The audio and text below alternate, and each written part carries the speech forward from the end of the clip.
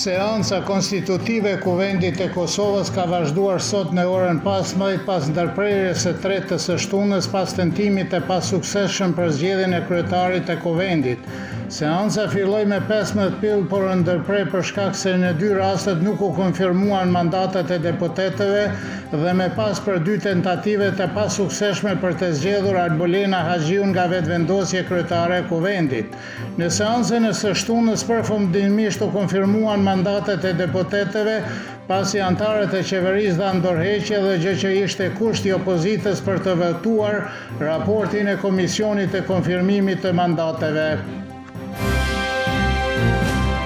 Lëvizja vetëvendosje qëndron propozimit që Albolena Haxhiu të jetë kryetaria re e Kuvendit të Kosovës, njoftoi ajo parti. Kryetari i Aleancës për Armërinë e Kosovës, Ramush Haradinaj, kërkoi që ajo të zëvendësohet me një deputete tjetër dhe Time Kadria ka konfirmuar se Aleanca Armërisë e Kosovës as sot nuk do të votojë Albolena Haxhiun. Nuk do të votoj as Partia Demokratike e Kosovës, ndërsa Belar Tahiri nga ajo parti thot se nuk beson se vetëvendosje do të ketë sukses që të sigurojë votat e nevojshme. Deputeti i Lidhjes Demokratike të Kosovës Alban Zogaj tha se edhe kjo parti nuk ka ndryshuar qëndrimin, që do të thotë se nuk do të votoj për zgjedhjen e Albolena Haxhiut. Blerim Sallahu nga lëvizja vetëvendosje pretendon se zgjedhjet janë zgjidhja vetme nëse sot nuk zgjidhet kryetari i Kuvendit. Ai në një postim në Facebook ka shkruar se Albolena Haxhiu është propozuar për kryetare të Kuvendit për shkak se është në mesin e 5 kandidatëve me më shumë vota, duke theksuar se në zgjedhje ajo ka marrë gjithsejt 125.327 vota.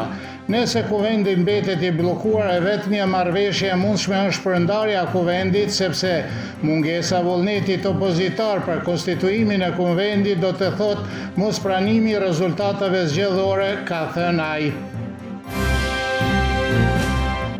Drejtori i Zyrës për Diplomaci Publike dhe Kulturore Arnaud Guillon në një intervistë për median franceze Frontier tha se që do të transmetohen të ejtën, ka thënë se serbët sot përbën rreth 5% të popullsisë së Kosovës, ndërsa një shekull më parë thot ai ishin popullsi shumicë, që nga viti 1999 më shumë se 250.000 serbë detyruan të largoheshin në presionin e shqiptarëve dhe përndjekja e marsit të vitit 2004 shkaktoi arrethisjen e 10.000 njerëzve të tjerë dhe shkatrimin e 150 kishave dhe manastirave, tha Guillon.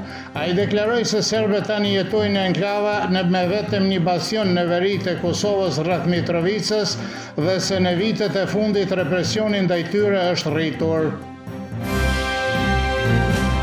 Kryetari i Qendrës për Arsimimin e Romëve Luan Koka ka thënë për Kosova Online se në Kosovë janë kryer krime të tmerrshme ndaj romëve, por se kjo është ende një temë tabu për zyrtarët në Prishtinë, edhe pse më shumë se 80% të romëve janë larguar nga Kosova.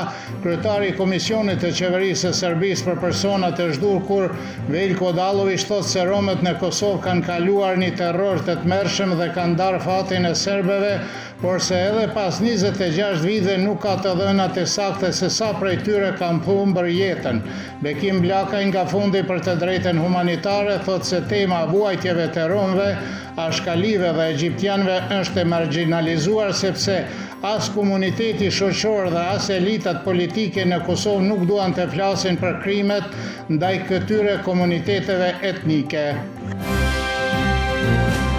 Selia Shejt ka konfirmuar se ka ndruar jetë Papa Francesku, i cili mund të u pa dje në ditën e Pashkën nga besimtarët e mbledhur në sheshin e Shën Pjetrit.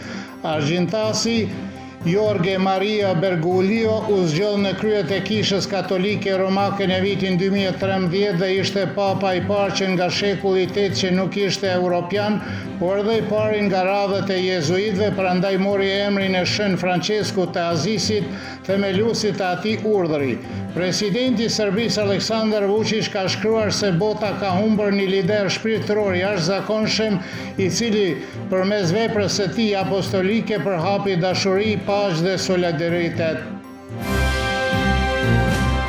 Sot është hëna e Pashkëve me të cilët nisha ashtu quajtura diela e ndritur e cila konsiderohet si vazhdim i Pashkëve, quhet edhe diela Thomaj sipas apostollit Thoma dhe është shumë i përparuar me emrin dita e diele bardh. Kjo javë është një nga të ashtu quajturit e javëve të dobta, gjatë se cilës nuk agjerohet të mërkurën apo të premten. Sipas zakonit, në ditën e dytë të Pashkëve vizitojmë të afërmit, kombarët, fshijt, miq dhe çdo mysafir merr nga një vezë me ngjyrë. Në Serbi, dita e dytë e Pashkëve është ditë jo pune. Moti në Serbi të martën me vranësira të ndryshueshme i ngrohtë dhe jo stabil kohë pas kohe me rrebeshje lokale dhe stuhi kryesisht në fund të ditës dhe në mbrëmje. Do të frihej dopët ose mesetare nga drejtimi verelindor. Temperatura e mëngjesit do të sillet nga 8 deri në 15, kurse ajo maksimale ditore nga 23 deri në 27 gradë Celsius.